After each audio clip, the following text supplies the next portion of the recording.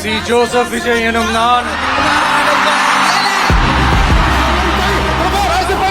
చంద్రుని కంటే భూమిపై నంతై మహారాజపై నంతై సత్య పదార్థుల గురించి బ్రహ్మాండంత సమర్పించాయి.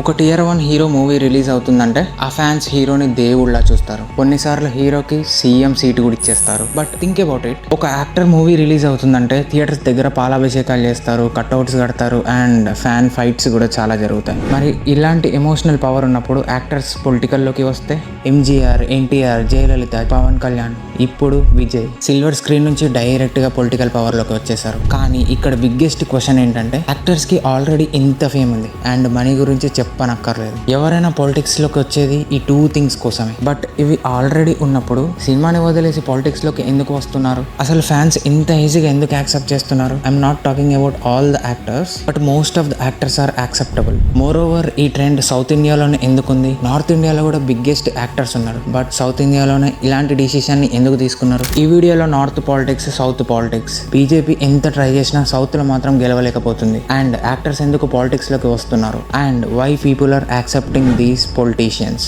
కంప్లీట్ గా డీకోడ్ చేద్దాం. సబ్స్క్రైబ్ చేసుకొని కంప్లీట్ వీడియో చూడడానికి ట్రై చేయండి. You will definitely understand real truth behind these politics.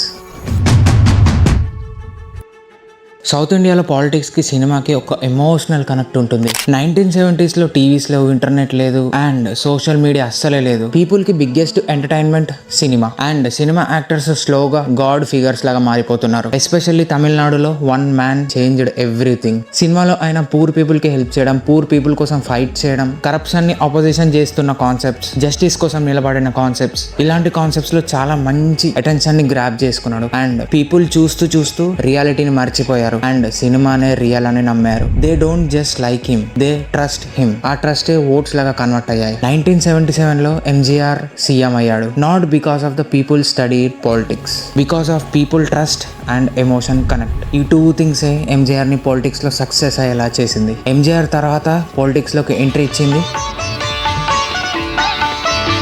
మన తెలుగు ఆడియన్స్కి ఎన్టీఆర్ అంటే ఒక యాక్టర్ అస్సలే కాదు, ఒక ఎమోషన్. ఎస్పెషల్లీ రాముడు క్యారెక్టర్, కృష్ణుడు క్యారెక్టర్, ఒక ట్రూత్ఫుల్ క్యారెక్టర్స్ని పీపుల్ మైండ్లో ఫిట్ చేసి ఉంచాడు. పీపుల్ ఎన్టీఆర్ని గాడ్, డివైన్ లాగా ట్రీట్ చేశారు. 1982లో ఎన్టీఆర్ పాలిటిక్స్లోకి వచ్చారు. అప్పట్లో కాంగ్రెస్ డామినేషన్ పాలిటిక్స్లో చాలా ఉండేది, కానీ ఎన్టీఆర్ పీక్ డైలాగ్స్తో, స్పీచెస్తో పీపుల్ని చాలా మెల్ట్ చేశాడు. కంప్లీట్ పాలిటిక్స్ గేమ్ చేంజ్ చేసేసాడు.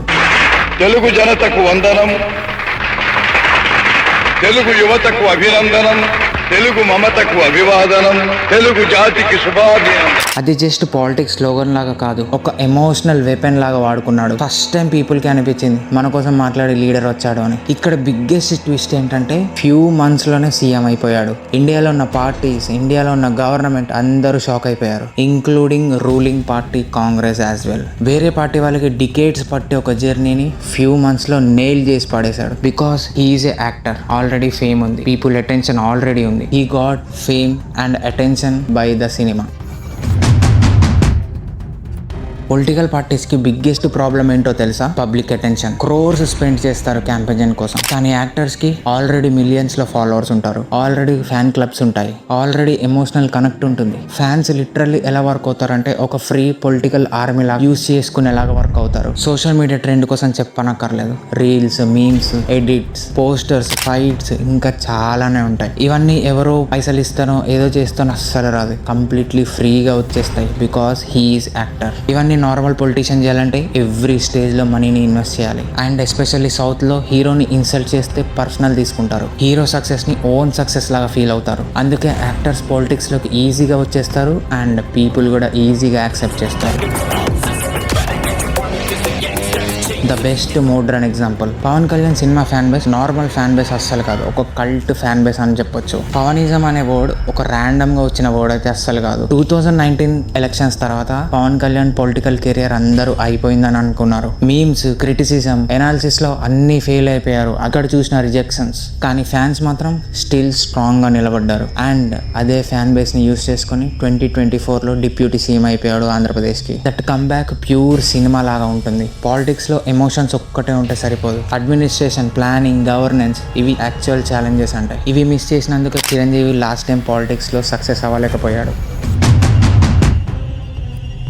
Now the biggest example, Vijay తమిళ సినిమాలో ఆల్రెడీ ఒక మ్యాసివ్ క్రేజ్ ని క్రియేట్ చేసి ఉంచాడు. ఈవెన్ తెలుగు స్టేట్స్ లో ఆల్సో నెగిటివ్ గా అయినా పాజిటివ్ గా అయినా ఏదో ఒక ఇంప్రెషన్ ని క్రియేట్ చేసి ఉంచాడు. విజయ్ పార్టీని అనౌన్స్ చేయగానే cinema audience and political leaders అందరూ ఒక దగ్గరకు వచ్చేసారు. 75 years కష్టపడి క్రియేట్ చేసిన ట్రస్ట్ ని ఫ్యూ ఇయర్స్ లో బ్రేక్ చేశాడు because of visibility. Normal politicians కూడా విజిబుల్ ఉంటారు, but compared to actors normal politicians ని ఎక్కువ ఎవరు పట్టించుకోరు. And normal politicians are completely different than the actors అనుకుంటే వన్ అనౌన్స్మెంట్ చాలు కంప్లీట్ పొలిటికల్ కెరియర్ ని చేంజ్ చేయడానికి. పాలిటిక్స్ లో ఎన్ని చేంజెస్ వచ్చినా లీడర్షిప్ లో మాత్రం అస్సలు చేంజెస్ రావు. I feel that actors are choosing right path because డబ్బులు ఆల్రెడీ చూసి వచ్చారు కాబట్టి they never fight for money. Compared to money minded politicians actors are far better. Let's see Pawan Kalyan version already చూసాం, ఇప్పుడు విజయ్ వర్షన్ ని చూడబోతున్నాం. Let's see Vijay's approach on Tamil Nadu. So finally actors politics లోకి రావడం తప్పు కాదు, కానీ మనం బ్లైండ్ గా సపోర్ట్ చేయడం తప్పు. డెమోక్రసీలో స్మార్ట్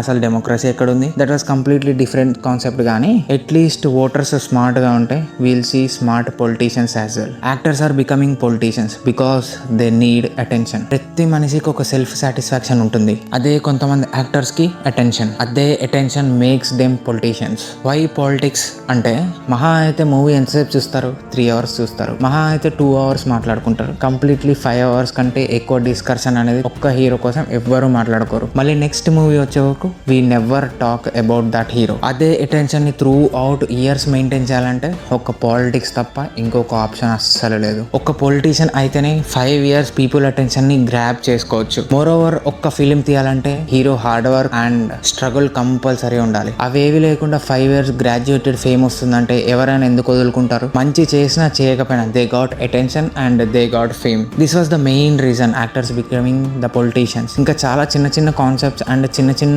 థింగ్స్ కూడా ఉంటాయి, but the main core of the actors becoming the politicians was this. Face out అందరూ ఒక మంచి లీడర్ ని చూసుకోమని అందరూ చెప్తారు. నేనైతే దాన్ని అస్సలు యాక్సెప్ట్ చేయను. ఎందుకంటే ఇప్పుడు మనం మంచి ఓటేసి మంచి లీడర్ ని సెలెక్ట్ చేసుకున్నాం after they elected as a leader. ఇప్పుడు కరప్షన్ ని మనం చేంజ్ చేయలేం అండ్ గవర్నమెంట్ కూడా చేంజ్ చేయలేం. ఉన్న సిచ్యువేషన్ లో నుంచి మనం బెనిఫిట్ తీసుకోవడం తప్ప వేరే ఆప్షన్ చూస్ చేసుకోవడం అనేది వరస్ట్ థింగ్ అని నా ఫీలింగ్. ఎందుకంటే ఉన్న ఆప్షన్స్ వదులుకొని మంచి లీడర్ అని తిరిగితే గవర్నమెంట్ చేంజ్ అవుతుందని మనం ఎక్స్పెక్ట్ చేయడం అనేది చాలా రాంగ్.